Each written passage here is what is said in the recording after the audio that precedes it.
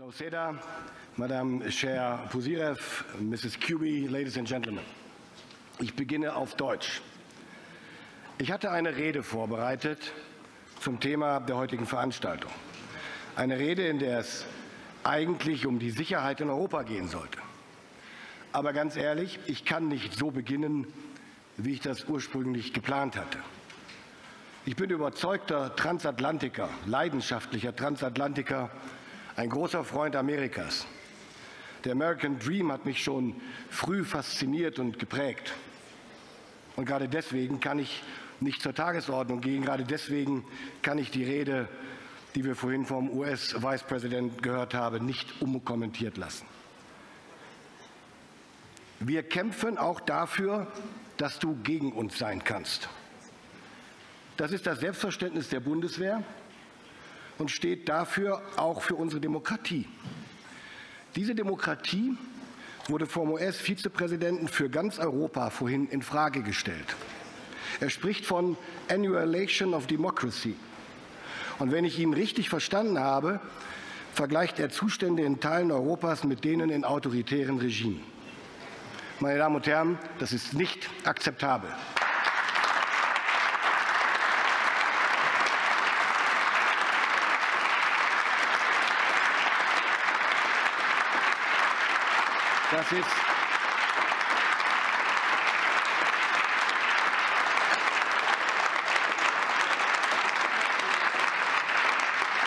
Das ist nicht akzeptabel und das ist nicht das Europa und nicht die Demokratie, in der ich lebe und der ich gerade Wahlkampf mache. Und das ist nicht die Demokratie, die ich in unserem Parlament erlebe. In dieser Demokratie hat jede Meinung eine Stimme. Sie ermöglicht es in Teilen extremistischen Parteien wie der AfD ganz normal Wahlkampf zu machen. Genau wie jede andere Partei. Das ist Demokratie. Und hätte der Vizepräsident gestern Gelegenheit gehabt, bei Ankunft den Fernseher einzuschalten, hätte er eine Spitzenkandidatin dieser Partei zur Primetime im deutschen Fernsehen gesehen. In unseren Pressekonferenzen werden übrigens auch Medien zugelassen, die russische Propaganda verbreiten, und die Vertreter der Bundesregierung müssen ihnen Rede und Antwort stehen. Ausgeschlossen wird niemand, nur weil er unser Wording nicht teilt. Demokratie bedeutet aber nicht, dass die laute Minderheit automatisch Recht hat und die Wahrheit bestimmt. Und Demokratie muss sich wehren können gegen die Extremisten, die sie zerstören wollen.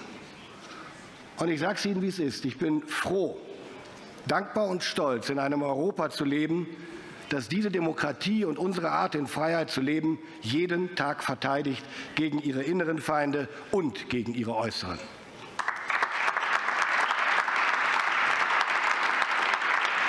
Und deswegen trete ich dem Eindruck, den Vizepräsident Vance erweckt hat, energisch entgegen, dass in unserer Demokratie Minderheiten unterdrückt oder zum Schweigen gebracht werden.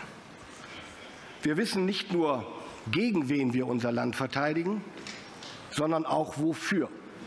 Für die Demokratie, für die Meinungsfreiheit, für den Rechtsstaat und für die Würde jedes Einzelnen, meine Damen und Herren.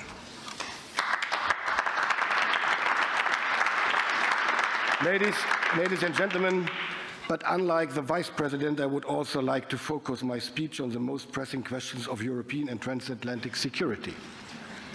The last days have confirmed what many had speculated for months. The United States are pushing for a quick peace settlement between Russia and Ukraine, and they expect Europe to take the lead in securing any agreement that follows. These negotiations can be a turning point for our continent and for transatlantic relations, a historic turning point that can go into very different directions. The choices we make now will determine whether we live in peace or in crisis. They will determine our future and the future of the next generation in Europe, but also beyond. We must ensure that Ukraine is not left alone, ladies and gentlemen, because one thing remains unchanged. There will be no lasting peace in Europe without a strong and free Ukraine. there will be no sustainable rules-based order if aggression prevails. We must equally make sure that Russia does not emerge from this war as an even bigger threat than before. A fragile peace that only postpones the next war is not an option. Yesterday, there was strong consensus among NATO allies that imperialist powers will only respond to deterrence and strength, be it in Europe or in the Indo-Pacific. Therefore, we must and we will negotiate from a position of strength. Three things are crucial for that. First, European and Ukrainians must play an active part in the negotiations. Only united we will be able to stand strong. Only united will we negotiate a stable and long-lasting peace. Second, Ukraine needs to negotiate from a position of strength. Germany will therefore remain the largest supporter of Ukraine on this continent. And we will continue our engagement in the near future and beyond. Third, the transatlantic alliance must not take anything off the table before the peace talks have even started. Discussions about Ukraine's NATO membership or territorial issues must take place at the negotiating table with careful consideration and in close coordination among allies. At the same time, Secretary Hegseth made it very clear that the US will remain engaged in NATO and in Europe. But the recent statements are also a strong reminder of what has been clear for many years, if we are honest. We Europeans have to contribute the lion's share to conventional deterrence and defense in Europe. We need to shape the reality we live in before it shapes us. Yesterday in NATO, we agreed to develop a roadmap. That was my proposal. A roadmap to organize the burden shifting from the US to Europe in the years to come, and to avoid at the same time, by orchestrating it, that we run in capability gaps which are critical. It is time for fewer promises now and more action. That is why my French colleague Sébastien Lecornu and I established the Group of Five together with the United Kingdom, Poland and Italy at the end of last year, to chart a course for a strong Europe. We will use this format to develop the roadmap in the upcoming month and discuss it with our allies, especially with the United States. Ladies and gentlemen, in order to make European responsibility a reality, we are taking strong measures in all important areas of defense, with regards to money, material and operational readiness. Last year, Germany committed 2% of its GDP to defense. Within just 2 years, we nearly doubled our investments in procurement. Other European nations have made similar successful efforts. Security guarantees the future for all of us and for the next generation. We have the responsibility to invest in the future. For Germany, that means further increasing our defense spending. We need substantial financial means that cannot simply be cut out of the current budget. Excluding defense spending from our national debt limit is therefore inevitable. Security is not a short-term expenditure, it is a long-term commitment. That is why I am developing a 10-year program. We need to make defense spending more predictable. That means achieving security next generation. At the European level, we need to act in a similar way. We must ensure that all countries can effectively strengthen their security. That should involve adapting the Maastricht criteria to allow nations that face tight budgetary restrictions a greater flexibility to defense investments. And it would also involve a shift towards defense in the priorities of the European Union's multi-annual financial framework, just as we heard it by Mrs. von der Leyen earlier. More cash, that's the truth, must of course translate into more capabilities. It's not about money, it's about capabilities. Germany launched a defense industry strategy to create the right political, economic and regulatory framework to quickly make our defense industry more innovative, agile and resilient. We streamlined our procurement processes, and together with industry, we are expanding our production capacities while pushing for a stronger European defense industrial base. Because one thing is certain, Europe needs a strong, more sovereign defense industry. We cannot afford excessive dependencies. This has never been clearer than today, as we see the geopolitical landscape shifting. Maintaining our technological advantage is crucial, particularly in areas such as artificial intelligence, space and quantum technology. These investments generate positive spillover effects across our entire research landscape and overall economy. We need more European solutions while maintaining strong cooperation with our transatlantic partners. We need both in order to increase our defense capacities as quickly and comprehensively as possible while building and maintaining a strong industrial base.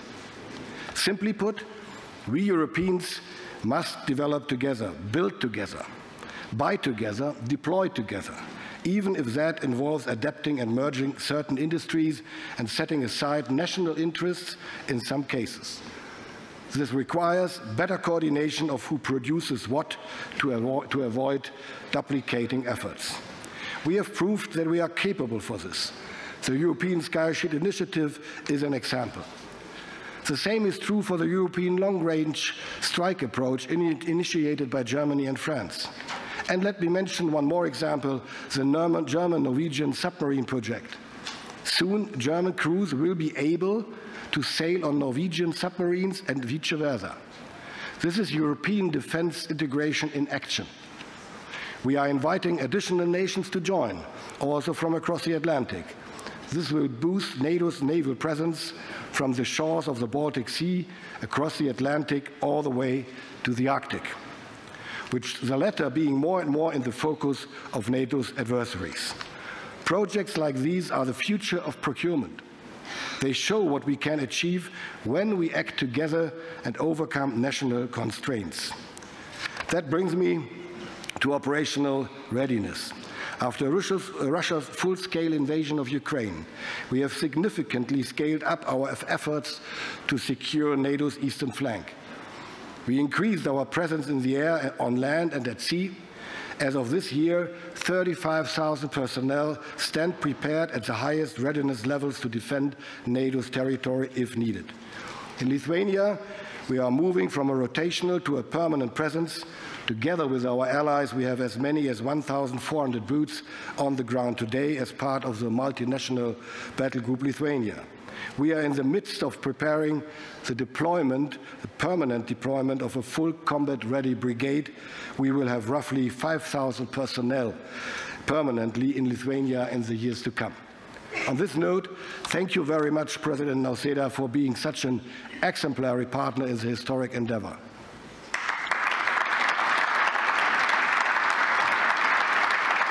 But our commitment on the eastern flank does not and will not stop in Lithuania, also and especially after a potential peace in Ukraine. We are well aware Russia will remain a threat.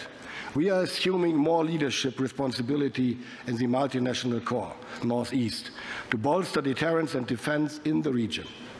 This is a true example of our shared commitment to security.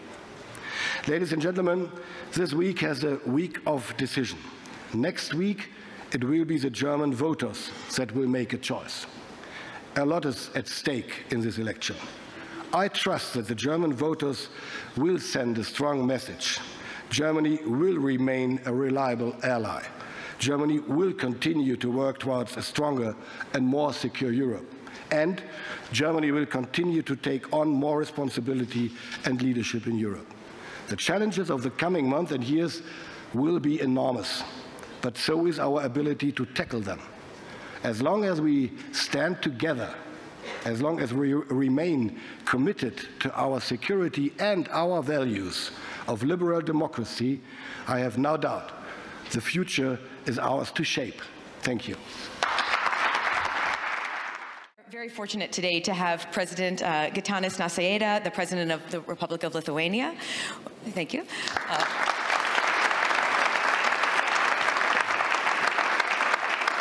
We've just heard from Minister Pistorius, of course, and then we have the Secretary of the Committee on National Defense and Armed Forces, Natalia Pouzyreff. Thank you for being here, ma'am. Many of you may be wondering, Minister Healey, the British Defense Minister, was actually scheduled to be here. He had a scheduling issue or transportation issue getting here, which means for me, you each get probably one or even two more questions, since I don't have him up here, so any complaints about that can go right to GCHQ. When the wonderful conference organizers came to me, first approached about a panel discussing whether Europe would have to accept more security responsibility several weeks ago, it seemed almost theoretical at the time, or at a minimum, it was a longer-term evolution of change in security in Europe. But just this week alone, it has become much more of an immediate reality. So I do want to start with that. Mr. President, Germany, as we heard from the minister, is planning to station 5,000 more soldiers, a combat brigade in Lithuania as a permanent presence by 2027. Do you see the comments that we're getting out of the United States right now, including possibly eliminating the European Defense Initiative and openly discussing pulling back the security presence here in Europe? Are you concerned that the U.S. support for NATO has shifted from a tangible, visible presence to more of a commitment that's more words than action? I am in really a very tricky situation because I am representing the country which is probably one of the most transatlantically enthusiastic, and we all the time supported this transatlantic bond as one of the key pillars of European security. Yes, we receive a lot of signals which might be confusing for us, which might raise some questions about the future, about the perspectives. But probably right now it would be too premature to draw the conclusions and to say that we have to face new reality, we have to restructure, to regroup, to rethink ourselves and probably go another way. NATO is a very strong organization. NATO used to be a very strong organization during the very long period of Cold War. Why? Because it was determined. It was really ready to fight back, ready to retaliate, and this created certain balance between the former Soviet Union and NATO. I think we should create strong NATO organization, but first of all, we have to deliver on our promises. And if we are talking that we have to take more responsibilities, I am thinking about the summit of NATO in Wales. There was a promise to invest 2% of our GDP 11 years ago. What happened in Vilnius? Vilnius summit, we were hosting in Vilnius NATO summit in 2023. There was the promise to spend on defense, yes, again 2%, but the 2% as a floor of investment. And now we are talking, approaching The Hague, we are talking about 3% spending. But the situation is totally different. Average spending of NATO countries is 1.9% of GDP. Despite long discussions, despite nice plans, we are still below threshold of 2%. In this situation, I think we have to be honest to ourselves and to do much more.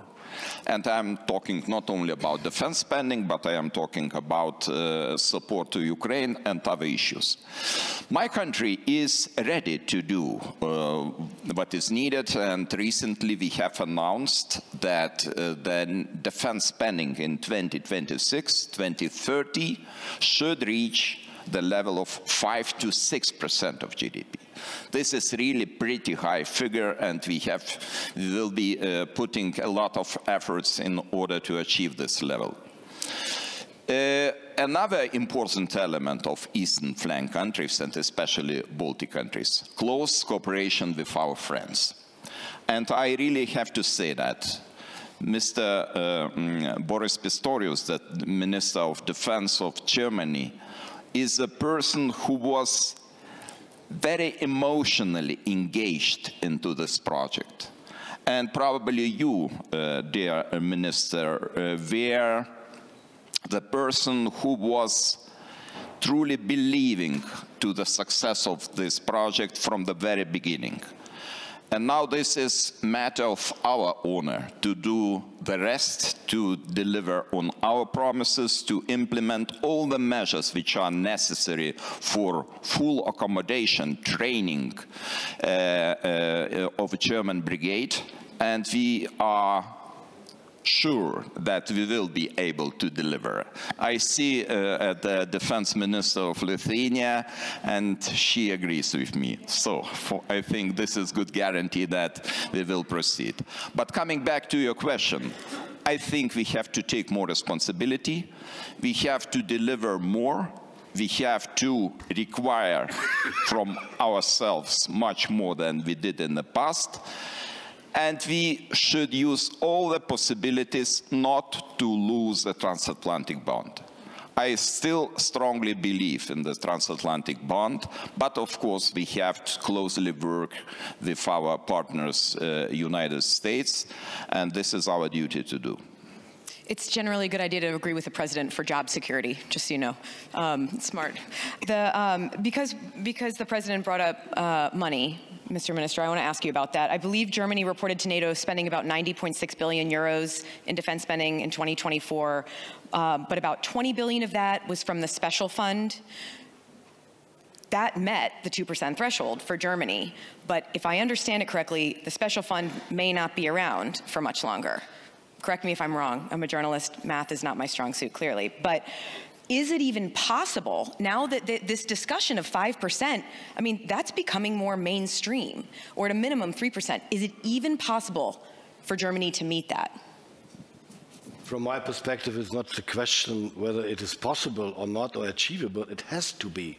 There's no doubt about not a question of whether, but of when and how quickly. Because, I mean, we can discuss about 5%. I don't care. Sorry to say that, because my primarily focus is to achieve the NATO capability requirements which we have to face in summer. And the head of states will then conclude. This is the challenge we have to fulfill, and to do that in between the years we get for that. And that might cost in 1 year 100 billion in Germany, and the next year 120, and the next 90. I don't care. We have to make it possible. We have to make it happen. And therefore, I'm quite convinced, and I mentioned it earlier, we have to understand, we need to understand in Europe and in Germany too, that security is absolutely crucial. Without security, anything else is nothing. If we don't acknowledge that investments in security is investment in our future before we can discuss anything else, then we make a severe mistake for our children and grandchildren. And therefore, and I know very well it is a challenge for every society, to be honest. I mean, we are now spending, you named the number, in 2028 the special fund will be spent totally.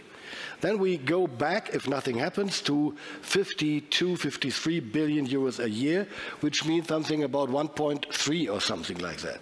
So the next government coming in office after the elections, Sunday 23rd, anytime, the first challenge it will have to face is to solve that issue. How do we manage the budget for 28 and follows? Because we need at least 85 to 90 billion euros in 28 for achieving 2%.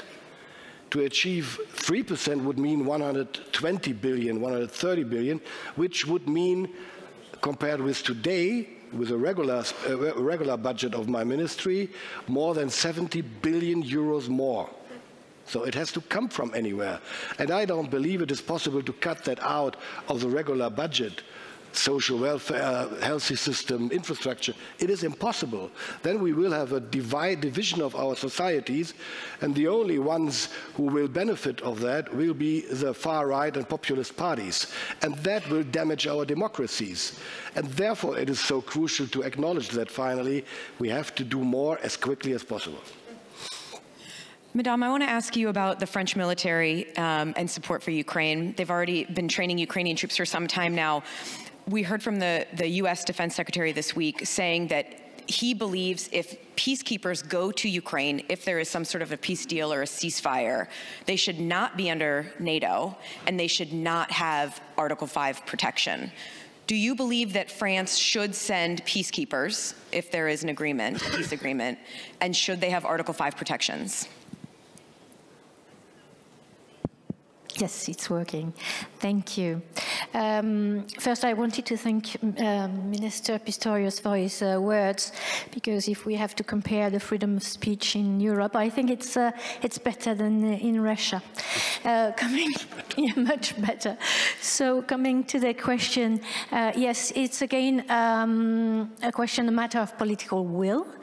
And we often refer to the coalition of the willing and the capable, and this is part of the European Constitution treaty. So, of course, the threat is not perceived the same way by different countries, but I think we more or less all agree that Russia is a long-lasting threat. It's even existential to some countries, like the Baltic countries. I think Russia has a plan. It will start by Moldova or Georgia, but it can, penetrate even Europe. So we are really in danger, and the manipulation of information is part of the risk we have to face, because it can jeopardize our democracies. We have seen it in Romania recently. So coming back to what the coalition of willing and capable could do, because I don't see France going on its own for sure, so we need to have partners, and there are partners I know that are well prepared. We have within the Weimar Triangle, plus, I would say, and plus the UK, plus other partners. Of course, we should get some insurances, guarantees that there's a good, say, air cover, air transportation facilities. There are some solutions that I'm not able to discuss now, but you cannot send troops, even if our military are completely professional militaries, and they will do what they are tasked for, but of course it's not that easy. The thing is that because of the threat, we have to give security guarantees to Ukraine, and if there's a way that European can make it on a way or another, securing the border, providing more equipment, of course, we shall consider it. We have certainly, on the other hand, to ramp up our industrial capabilities. This is what we are doing in France, trying to produce more munitions, missiles, and so on. On the third point is really we have to invest in R&D, because there will be a huge transformation of the combat on the ground. I think we'll use more AI, as it was said, quantum computing, to speed up the process, so that we can have this kind of collaborative combat, using drones and everything, and it will need a lot of investment in these technologies, and this is where we have to prepare for the future. We have really to take our responsibility, because it's for the next generation. we have to prepare for the skills. It's not only about, you know, producing equipment. We need to have the competencies, the skills. We need to have the engineers. We have to have the technicians. They should not go abroad to be able to work on AI and so on. So this was part of also your remarks. So maybe I will stop there. Great. I promised I would take audience questions if you have something that's burning. Here, grab my mic. I feel like Oprah. I'm walking into the crowd. Thank you. Thank you very much. Alexei Goncharenko, member of the Parliament of Ukraine. My question is, you know, striking speech of Vice President Vance. He was critical, very critical towards Europe, not so critical towards Russia. And he didn't mention Russia and Russian war against Ukraine almost at all. And so my question is, you know, yesterday I heard from Pete Hegseth, new Secretary of Defense, that Uncle Sam will never be Uncle Sucker. And I completely agree, but also Uncle Sam should never be Uncle Shame, you know? So that is important, and my question is, what will be done by Europe in order in 1 year not to listen to speech like this? Thank you. Maybe you should address that question to another place. I don't know. I mean, what should I do? I mean, we admit all the time that the critics are right, that we have to do more and that we did too little in the years before.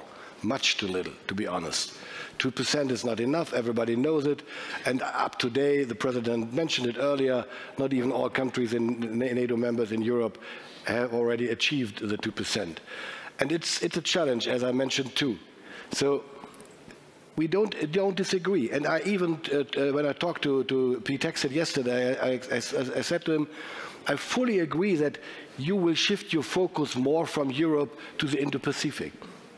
And together we need to shift more focus, more attention to the Arctic too at the same time. So to expect from European side that the US will engage as much as in the past, in the future too, while at the same time doing more in Indo-Pacific and Arctic would be naive. And we have to take that responsibility. So therefore, acting is better than words in that place. If we do that, I don't know what's happened. And I don't know whether we will have to listen to a speech like that again. But anyway, it's better to have a hot heart and a cool head than the other way around. Can I ask you, just since you mentioned that you were with Secretary Hegseth yesterday, or this week, what did you think when he said that the United States does not believe that NATO membership for Ukraine is a realistic outcome of a negotiated settlement? Well, it's no secret what I think about that. I emphasized it already several times. I'm not the world's most important and famous deal maker. But if I were, I would know that I don't take any essential point of negotiations off the table before the negotiations begin. I would never do that. And Did it damage Ukraine's standing? to all? I don't know whether it damaged anything or not, but it makes it much more complicated and difficult. And afterwards, I heard some news from Washington, Wall Street Journal and others, that might be the final position. So what we experience in the moment is like we have in German the nice word like cacophony, multiple voices all over the world, and maybe we should step back a little bit and wait until all the noises get lower. Oh, please, sir. I would like to comment a bit on you mentioned in your initial speech about the quick deal or a quick peace in Ukraine, and it's closely related to your question. I think this is very dangerous idea to achieve the quick peace in Ukraine, and I have discussed this issue today with the President Zelensky. Ukraine will never take such quick peace at any cost. And we are talking about territorial sovereignty and integrity of the country, which is suffering, which is, of course, fighting back and which is trying to survive. And in this situation, we have to put Ukraine in the position of strength. Right now, Russia feels to be on the stronger side and tries to dictate the conditions. In this situation, we have to negotiate tough, and we have to be at the table of negotiations, because a lot was said about the role of Europe before the war end and after the war end, and the responsibilities of Europe are very high and very important. So without Europe, I cannot imagine any negotiation process. And of course, it would be really misunderstanding if the negotiations will take place without Ukraine itself, because Ukraine is fighting, and Ukraine is really putting a lot of efforts to withstand this enormous pressure of Russian Federation, and we have to be very strongly on the side of Ukraine. So our deliveries are not only the deliveries to ourselves, our responsibilities, our homework to do, but we have to deliver on our promises to Ukraine. And unfortunately, I have to say, and I have to admit, that not in all cases we are able to deliver. We heard so many declarations during the last 3 years, and if we calculate closely what those declarations, which declarations were fulfilled, the result is not very encouraging, unfortunately. My country, Nordic countries, Germany, other countries, were strong enough to deliver and keep the promises. This is very important, especially in this stage of the war. Yes, very quickly. Some American fellow congressmen said that Donald Trump would strike a strong deal. So just let it be. Let's hope it will be a strong deal, and that it will imply that the Europeans will be involved in the negotiation along with the Ukrainians, of course. I do want to take a question from one of our Munich young leaders. Hi, thank you very much. First of all, I'd like to very much thank you, Minister, for what you said on European democracy at the beginning of your speech. I think you captured the feeling of many people in the room, so I just wanted to thank you for this. My question is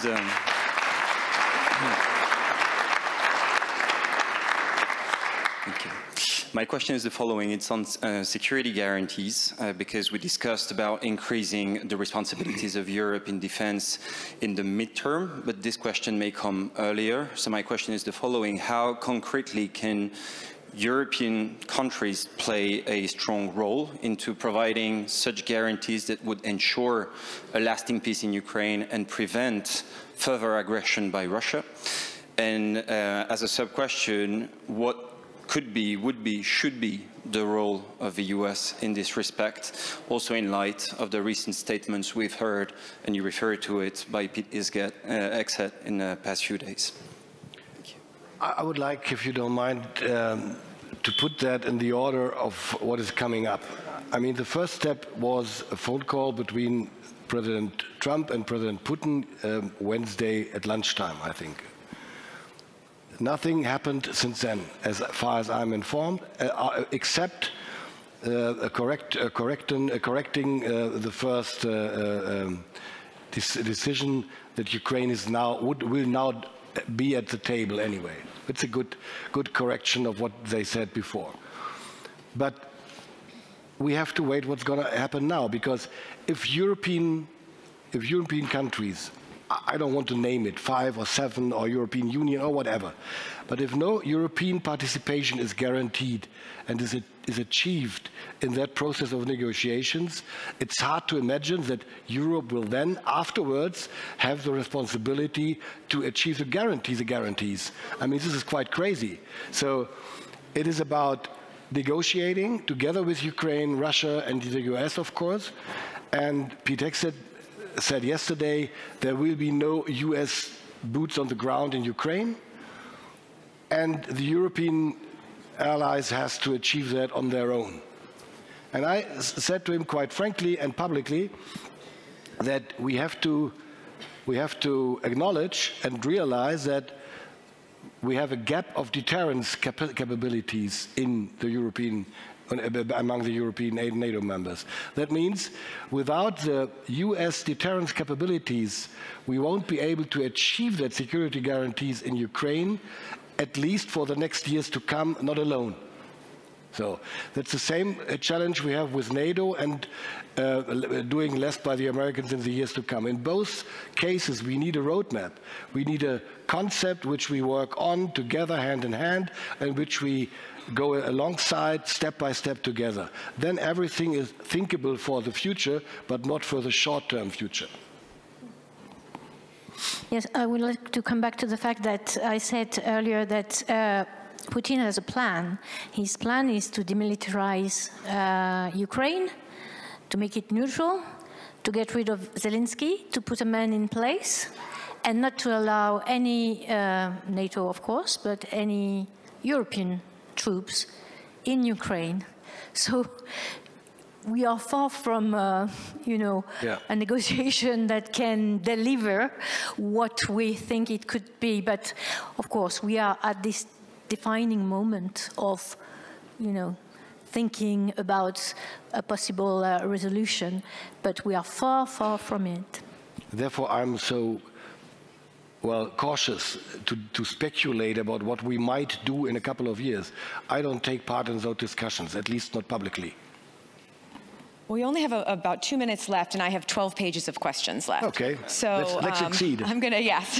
It's my unless we have fault. 3 more hours, I'm going to do a quick lightning round with all of you.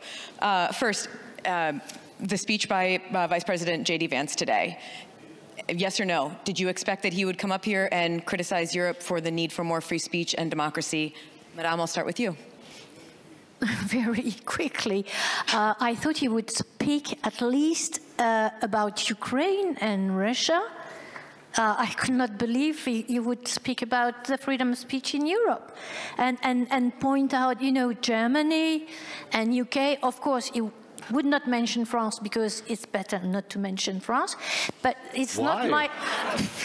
But no, for me it was unexpected. Surprise, Mr. Minister. I think we heard your feelings, but yes, did you? I'm fine. Yeah. I exceeded my speech, so please, Mr. President. Mr. President, did you expect to hear that from the Vice President today? First of all, I would like to expect that we come to the table. We discuss all the issues honestly, frankly, as our friends do. And even probably right now it does not look like this, but I remember 2019, London, summit of NATO. The conversations were not very polite at that time also, between Donald Trump, between former Chancellor of Germany, Angela Merkel. But at the end of the day, we managed to take very important decisions in London and afterwards. So let me hope that we still have the potential to cooperate together, because everything is at stake. And right now we don't have the right to make the mistakes.